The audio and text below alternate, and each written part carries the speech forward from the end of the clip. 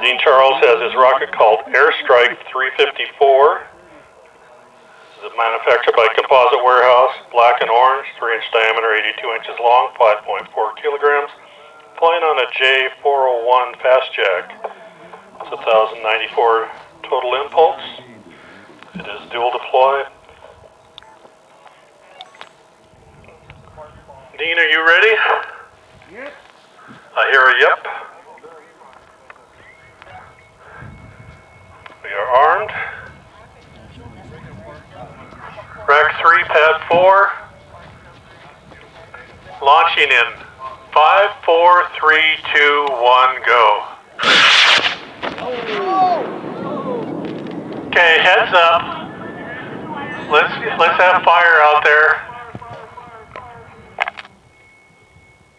Forward closure failure.